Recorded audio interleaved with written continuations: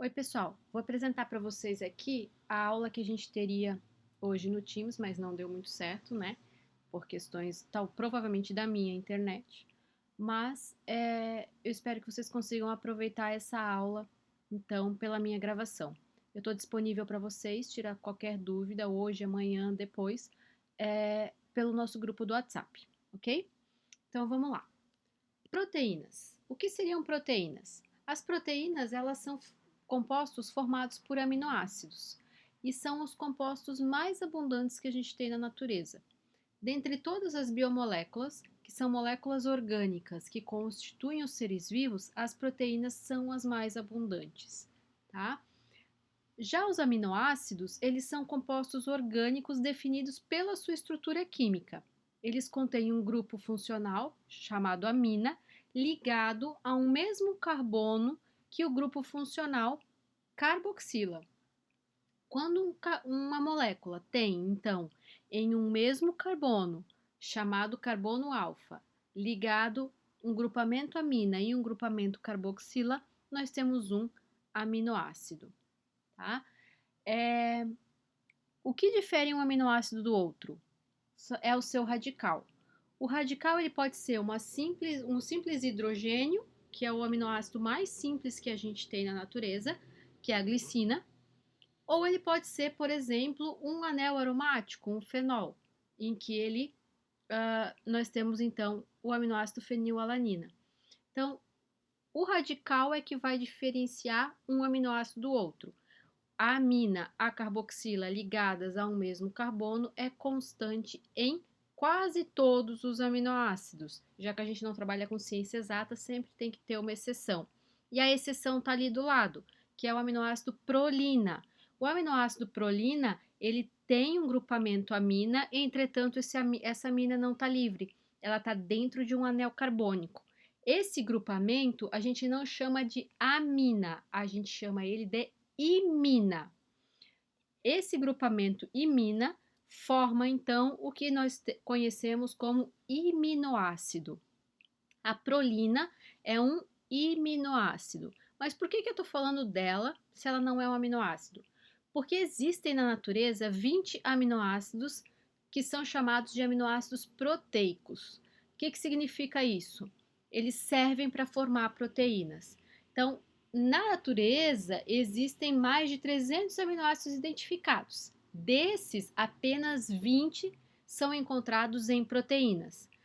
E a prolina é um desses 20. Por isso que, convencionalmente, a bioquímica usa o nome aminoácido para prolina também, porque ela é encontrada em grande quantidade em algumas proteínas, como, por exemplo, o colágeno, tá? Então, aqui nós temos o grupamento amina do aminoácido e a carboxila, ligados em um mesmo carbono. Algumas funções das proteínas. As proteínas nos seres vivos, elas têm várias funções distintas. Dentre elas, a gente pode citar transporte. Então, eu tenho dois exemplos ali. Essa proteína, bem no cantinho, toda colorida, parece um macarrão colorido, é a hemoglobina. Ela contém esse grupo M, ali que está escrito com H. Ela possui 4 grupamentos M, que são anéis carbônicos unidos por um íon ferroso, que tem a função de transportar oxigênio no nosso sangue. Então, a hemoglobina é uma proteína que contém o grupo M e a globina, que é a proteína, ok? Depois nós temos ali a albumina também, que é aquela vermelha lá em cima. A albumina ela também transporta diversos nutrientes no sangue. Ela é chamada de transportadora não seletiva, porque ela transporta qualquer coisa no sangue. A albumina também é encontrada em grande quantidade no ovo, é a chamada proteína do ovo, né? No leite também nós temos uma quantidade de albumina, além de outras proteínas. Ela não é tão abundante como no ovo, ok? Outra função estrutural. A função estrutural vem ali como exemplo a molécula de colágeno. Então, se vocês observarem, Uma proteína estrutural, ela tem essa forma ali, ó, ela é retinha. É como se eu tivesse uma corda e nela eu enrolasse várias outras cordas, formando uma fibra, tá? Então ali eu tenho uma fibra de colágeno. Cada bolinha dessa fibra é um aminoácido. Então o colágeno é como se fossem 3 proteínas ligadas entre si, formando uma fibra para formar a estrutura dos tecidos. Ok? Então a gente tem várias proteínas estruturais, dentre elas o colágeno. Outra função, movimento. Ali eu tenho exemplo de actina e miosina, que são as proteínas musculares. Então elas promovem a contração muscular. A interação entre actina e miosina promove o encurtamento do músculo e o relaxamento, que é o aumento do comprimento dele de novo. Eu tenho outras proteínas dentro das células que são importantes para a movimentação e também dar a forma dessas células. Então, elas podem manter o que a gente chama de citoesqueleto da célula. Ela mantém tudo o que há dentro da célula no seu devido lugar. Porque senão, se a gente ficasse em pé, a nossa célula, todas as organelas dela iriam cair, né? Se não tivesse alguma coisa para segurar isso no seu devido lugar. Então, a gente tem o citoesqueleto, que é formado por proteínas, ok? Nós temos ainda regulação e sinalização. Ali eu tenho 2 hormônios, a insulina e o glucagon, como exemplos. São 2 proteínas que fazem a regulação da quantidade de glicose que a gente tem no sangue, né? Então, esses hormônios, eles agem como sinalizadores, alterando a função das células.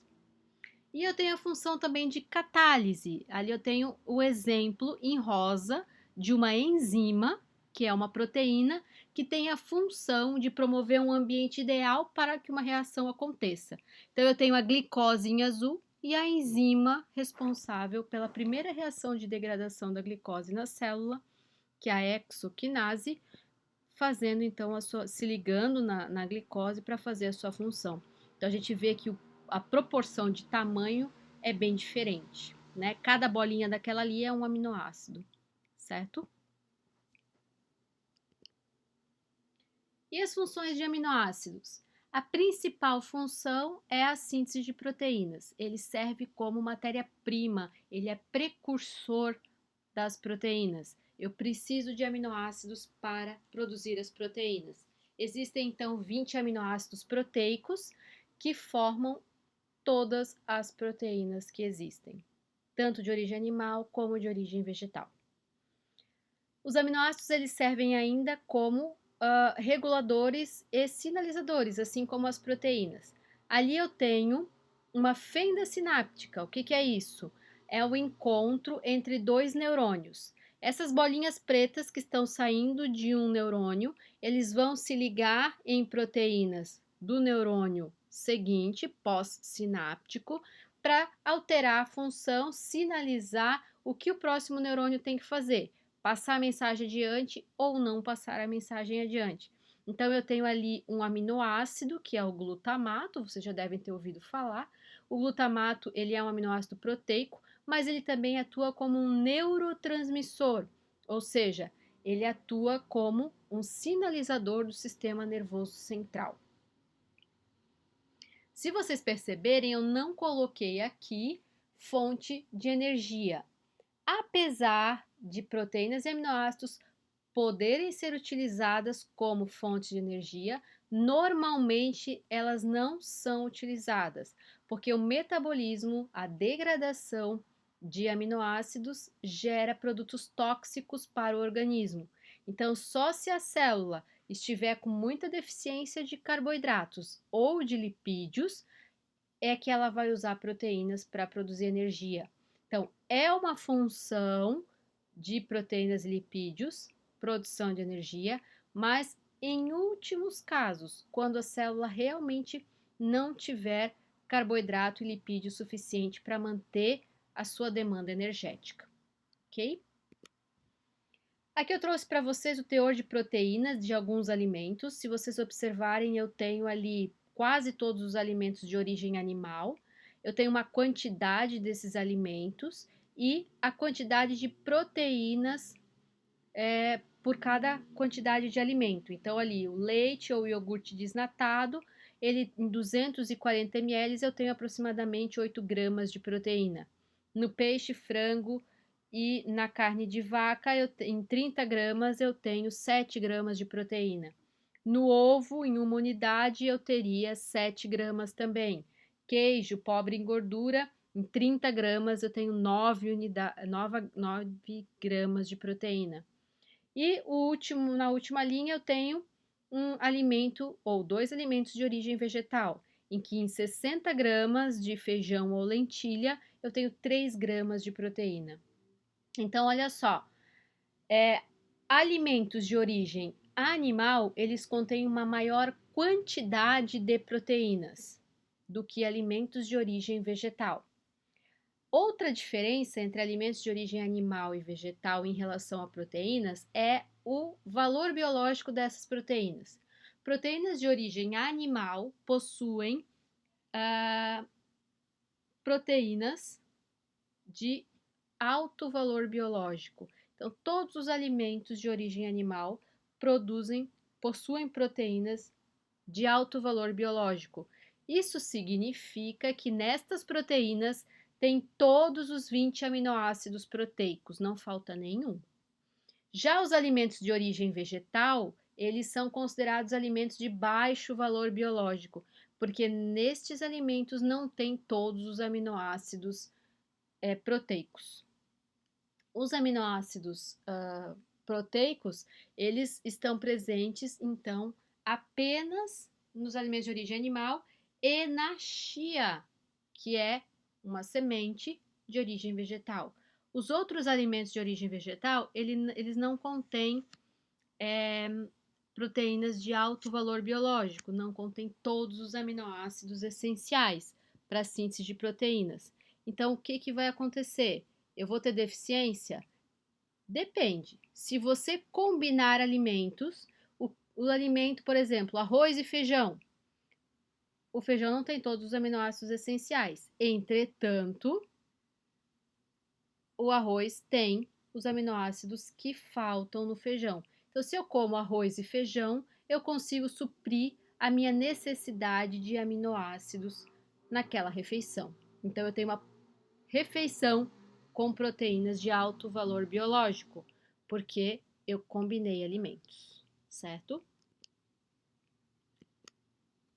Aqui eu trouxe também para vocês as necessidades diárias de proteína que devem ser ingeridas normalmente. São, segundo a Sociedade Brasileira de Medicina do Esporte, pessoas sedentárias devem ingerir de 0,8 a 1,2 gramas de proteína por quilo de peso por dia, enquanto praticantes de atividades de resistência, em geral, devem ingerir de 1,2 a 1,6 gramas de proteína por quilo de peso por dia, e praticantes de atividade de força, de 1,4 a 1,8 gramas de proteína por quilo de peso por dia.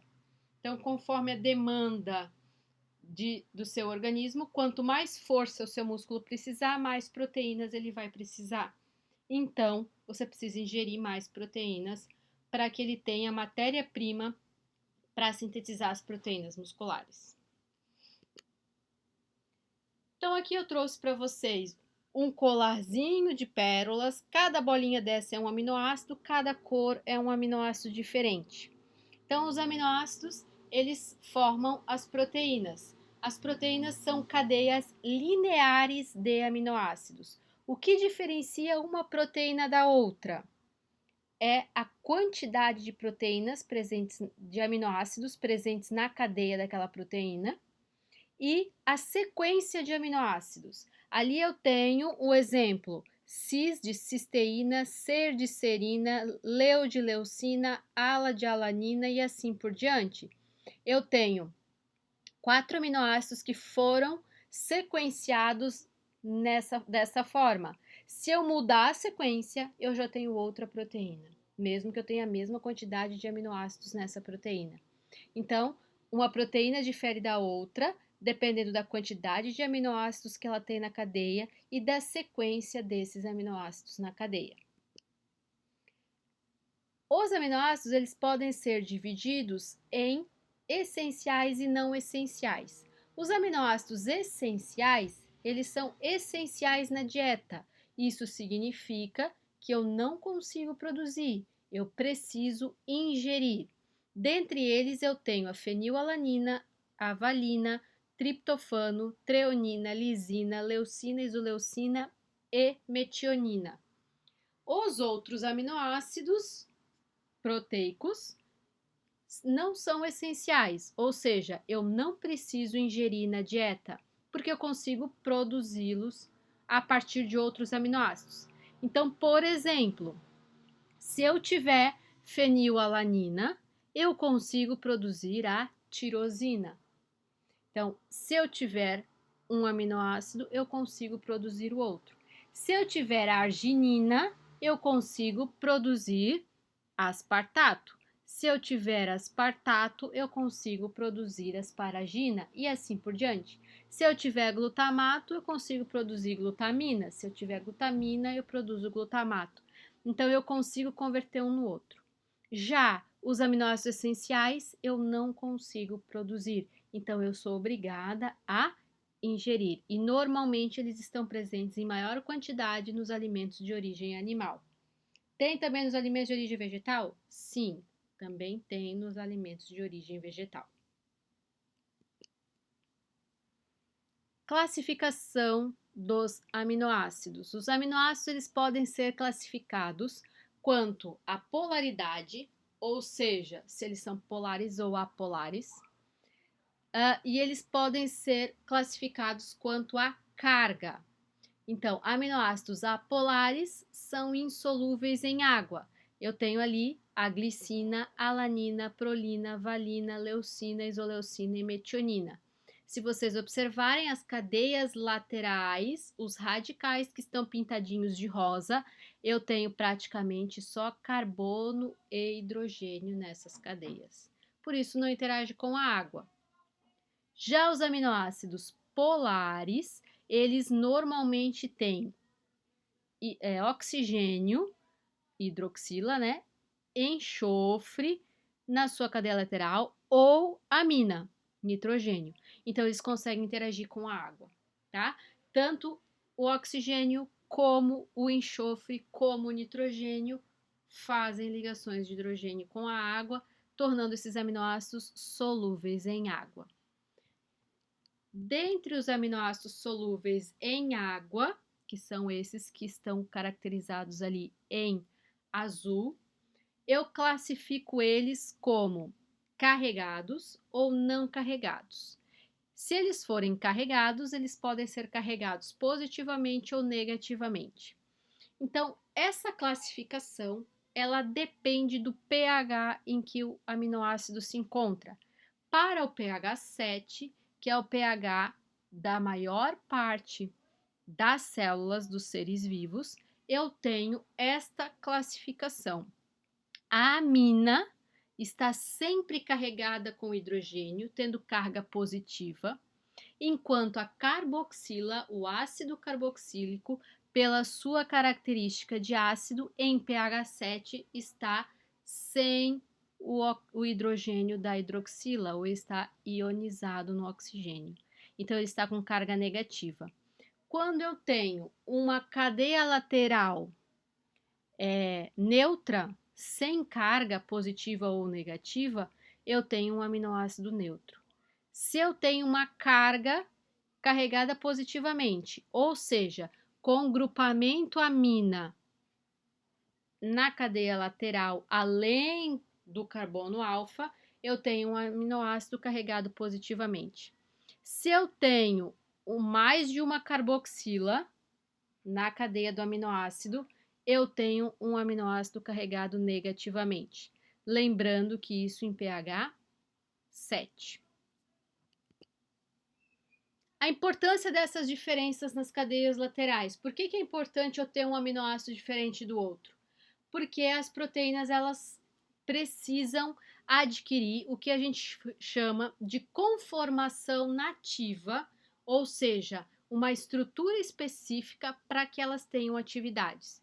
Então, a interação entre aminoácidos hidrofílicos e hidrofóbicos faz com que a proteína possa se enrolar de uma maneira ideal para que ela tenha função, dependendo do ambiente onde ela se encontra. Eu trouxe ali no desenho para vocês uma camada bilipídica de membrana celular em que eu tenho proteínas atravessando essa membrana. Essa camada ela é formada por lipídios. Então, os aminoácidos hidrofóbicos, insolúveis em água e sim solúveis em lipídios, eles precisam ficar dentro e em contato com a membrana celular. Já os aminoácidos hidrofílicos, solúveis em água, eles ficam tanto para o meio intracelular como para o meio extracelular, interagindo com os líquidos aquosos que tem dentro da célula e fora da célula. Se eu só tivesse aminoácido solúvel em água, eu não conseguiria com que essa proteína interagisse com a membrana. Para que ela interaja com a membrana, ela precisa ter regiões que não interagem com água e sim com lipídios. As proteínas em geral, mesmo que elas não sejam de membranas, elas adquirem interações entre si para atingir essa conformação ativa dela. Então, proteínas que ficam soltas no citoplasma são rodeadas de água, porque o citoplasma é basicamente composto por água. Mas elas têm os aminoácidos insolúveis em água, já que elas têm todos os aminoácidos proteicos. Então, como é que esses aminoácidos se organizam? Normalmente, uma proteína que fica solta dentro da célula, ela vai ter os seus aminoácidos hidrofóbicos no interior, onde não tem água, e os aminoácidos hidrofílicos, solúveis em água, no exterior, interagindo com a água, ok? As cargas positivas e negativas são importantes porque elas permitem atração e repulsão entre os aminoácidos, fazendo com que essa proteína se enrole de uma maneira ideal para que ela tenha a forma ativa. Então, aminoácidos polares são encontrados normalmente na superfície das proteínas que atuam em ambiente aquoso e no interior das proteínas associadas à membrana. E os aminoácidos apolares, encontrados no interior das proteínas que atuam em ambiente aquoso e na superfície de proteínas que interagem com lipídios, como nas membranas celulares.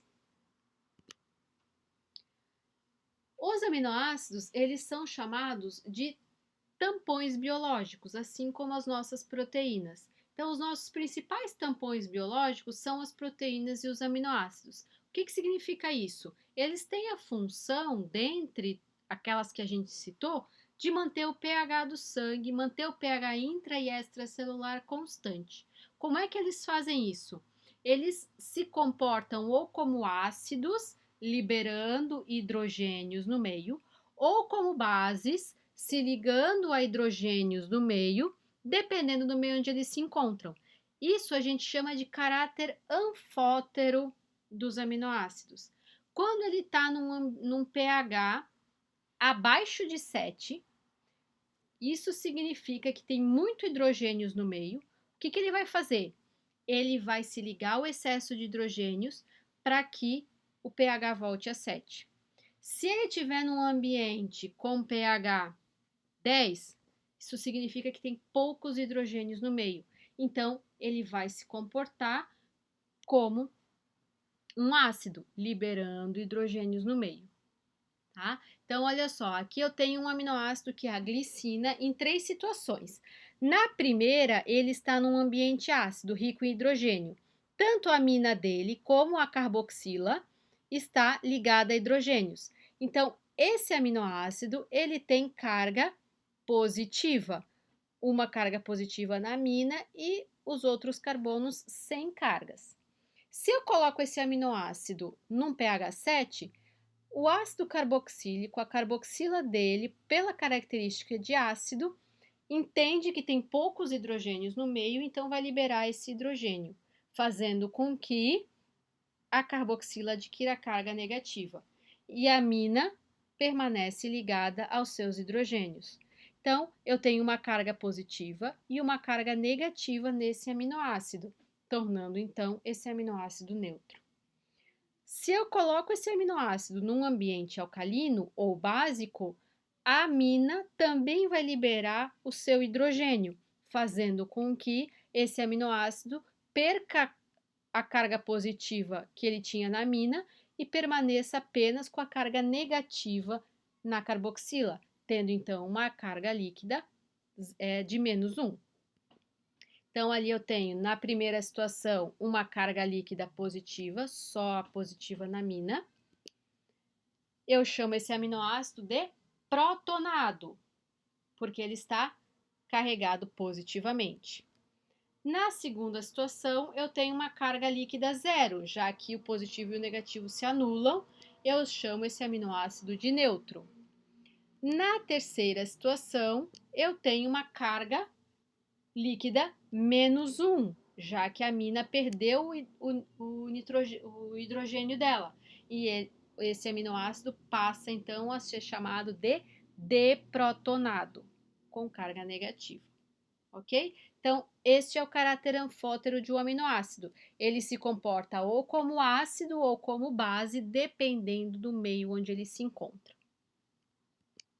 Então, aqui eu só tenho um gráfico de titulação da glicina, ou seja, se eu pegar essa glicina em ambiente ácido e começar a adicionar uma base, ela vai começar a liberar os seus hidrogênios da carboxila para tentar manter o pH no meio onde ela estava, ácido.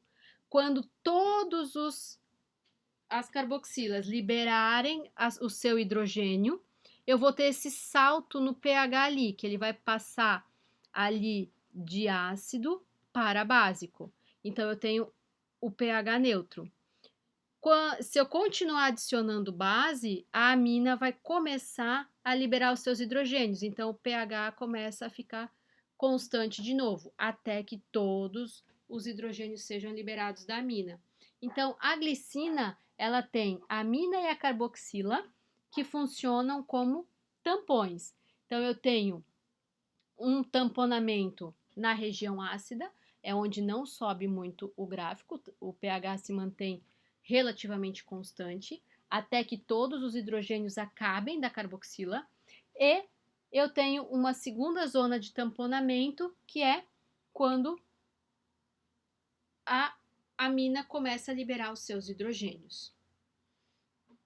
Quando eu tenho no pH ácido metade das minhas glicinas, ou do meu aminoácido, das minhas carboxilas, sem hidrogênio, e metade ainda com hidrogênio, eu tenho o que eu chamo de pK1, ou seja, é a constante de dissociação da carboxila. Então, no pH 2,34 ali, pK1 igual a 2,34, metade das minhas carboxilas estão ainda com hidrogênio e metade já liberaram seus hidrogênios. Então, metade dos meus aminoácidos estão como na primeira situação ali em cima e metade já estão neutros. Da mesma maneira, eu tenho um pK2. O pK2, a constante de dissociação da amina, é 9,6. Metade, no pH 9,6, metade das minhas aminas estão com carga positiva e metade já liberaram o seu hidrogênio extra e já estão neutras. Então, esse é a constante de dissociação da amina. Entre o pK1 e o pK2, eu tenho ponto isoelétrico, onde eu tenho todos os aminoácidos com carga zero. Ok?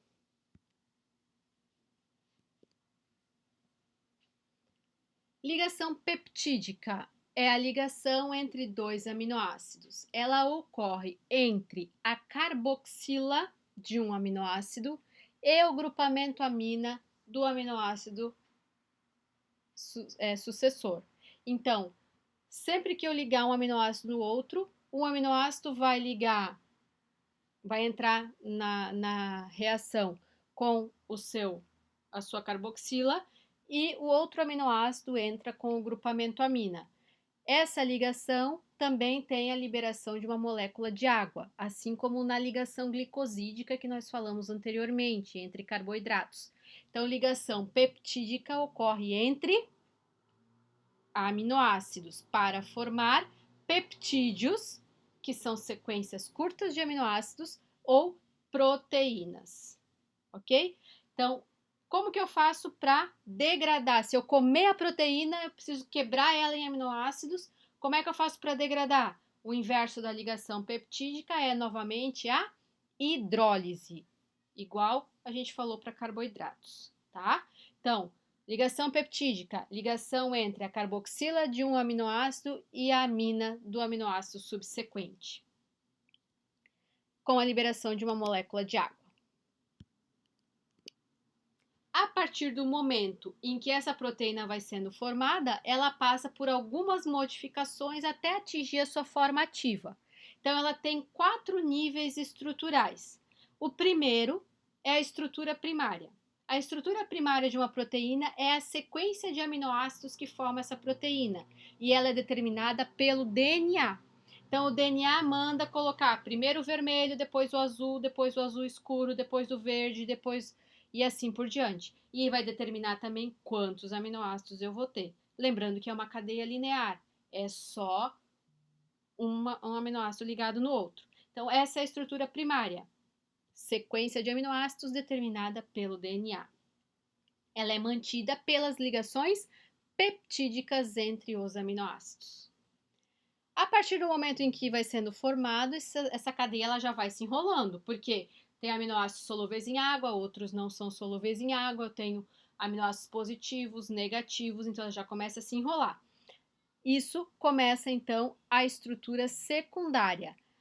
A estrutura secundária ela é caracterizada pelo enovelamento da cadeia polipeptídica. O que é polipeptídica? Poli é muitos, peptídica de muitos peptídeos, de sequências de aminoácidos. Então, é o enovelamento, ela começa a se enrolar. Ela é formada e mantida por interações através de ligações de hidrogênio entre os aminoácidos dessa cadeia. Ela pode se enrolar de duas maneiras, em alfa-hélices, como um fio de telefone, tá? Então, é como se eu tivesse um bastão no meio e enrolasse igual um fio de telefone essa estrutura. E outra é folhas em beta, em que a sequência ela vai de forma que nem tem aqui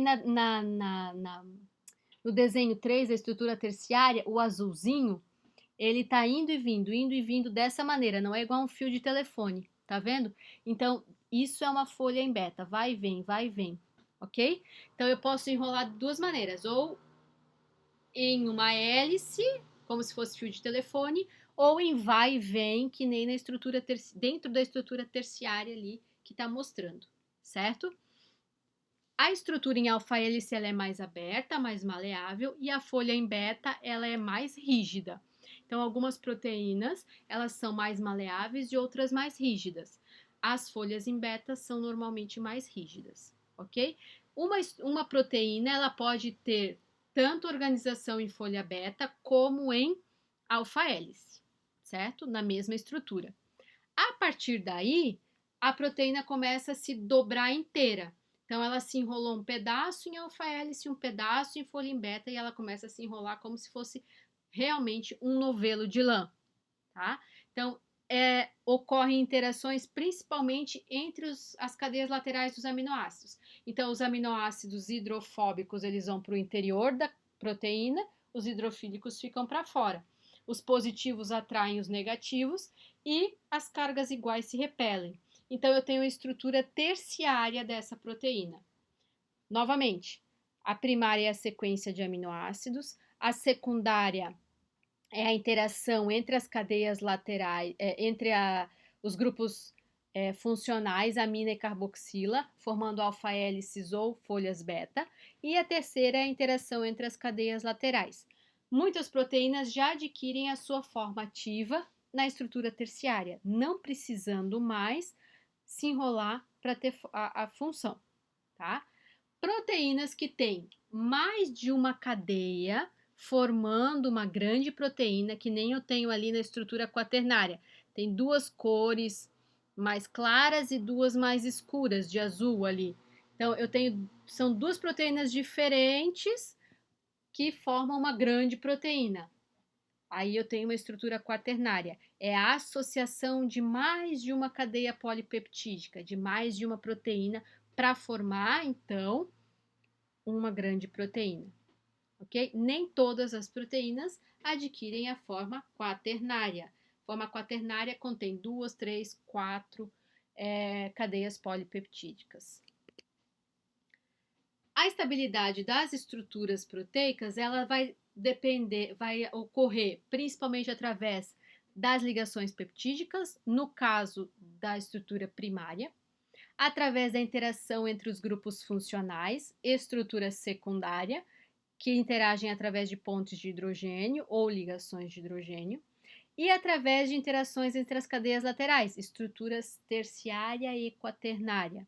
Essas interações entre as cadeias laterais, elas podem ser interações eletrostáticas de atração e repulsão entre aminoácidos positivos e negativos, através de ligações de hidrogênio, através da natureza hidrofóbica, ou seja, aminoácidos hidrofóbicos vão se agrupar, enquanto os hidrofílicos também vão se agrupar pela natureza semelhante que eles têm entre si, assim como hidrofílicos repelem os hidrofóbicos pela natureza diferente que eles têm.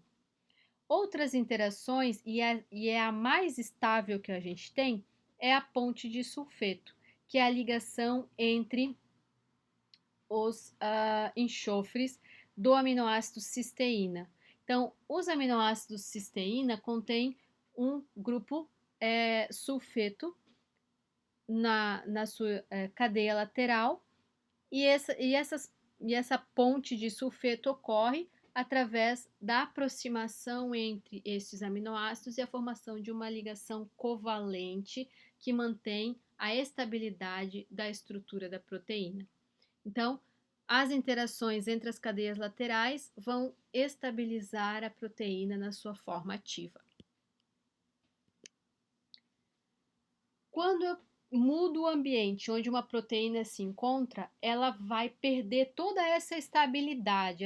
As ligações de hidrogênio, as interações eletrostáticas, elas podem ser perdidas e a cadeia da proteína se abre. Aí eu tenho um colar de pérolas lá todo enrolado e esse colar de pérolas simplesmente abre.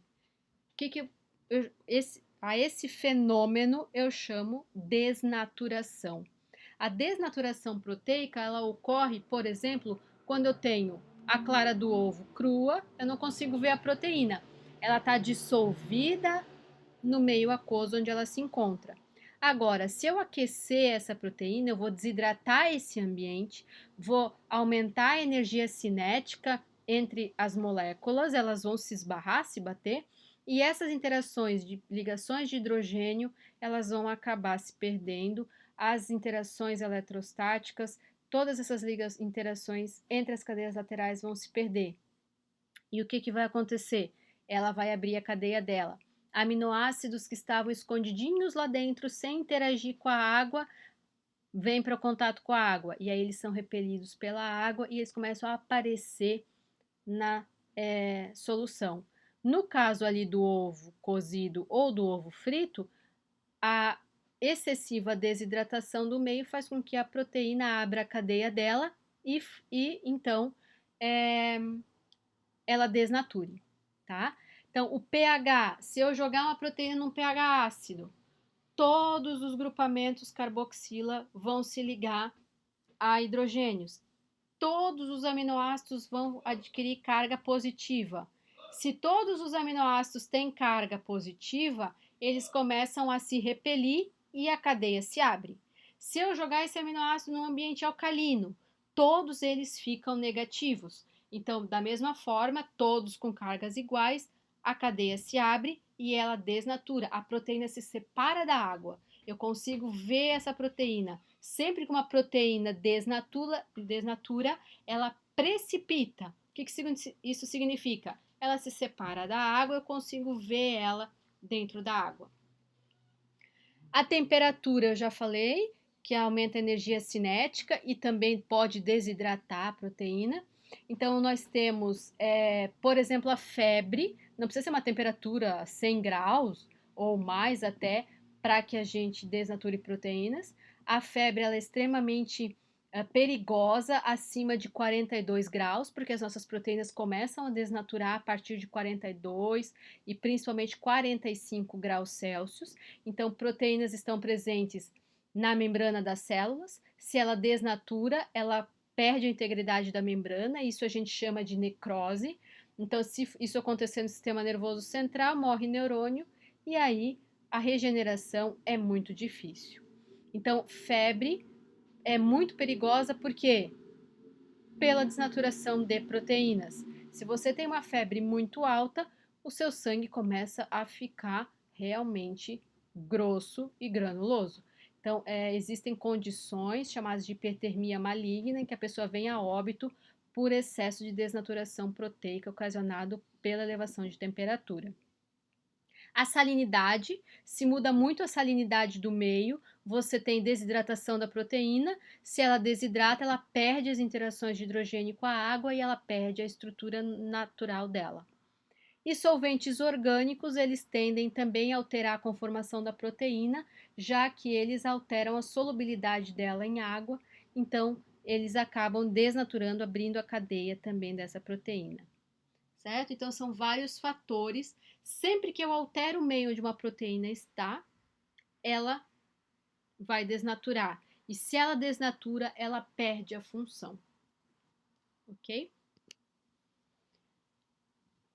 Para finalizar, nós temos os tipos de proteínas. Mais 2 slidezinhos. Tipos de proteínas. As proteínas elas podem ser classificadas quanto à forma e quanto à composição. Classificação quanto à forma. Se ela tiver forma globular, esférica, de bolinha, ela é uma proteína globular. Ela é chamada de globulina, ok? Que nem eu tenho a hemoglobina ali, ela é redondinha, certo? Se ela tiver forma de fibra, que nem eu tinha mostrado antes o colágeno ali, ela vai ser chamada de proteína fibrosa.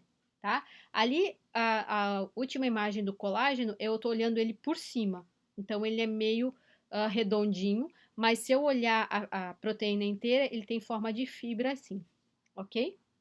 Então, o colágeno, ele é uma proteína quaternária, são 3 cadeias, tá vendo ali no terceiro desenho? Uma azul, uma vermelha e uma verde. Então, eu tenho 3 cadeias polipeptídicas, como se fossem 3 proteínas, se unindo para formar uma grande proteína que é o colágeno. Então, ele tem estrutura quaternária, assim como a hemoglobina, ok? E nós temos os tipos de proteínas quanto à composição. Se essa proteína é formada só por aminoácidos, como eu tenho ali um exemplo de uma proteína em azul aqui embaixo, é a insulina, tá? O hormônio, nosso hormônio insulina. Se é formada só por aminoácidos, eu chamo ela de proteína simples. Então, as proteínas simples, como a insulina, a albumina, elas são formadas só por aminoácidos.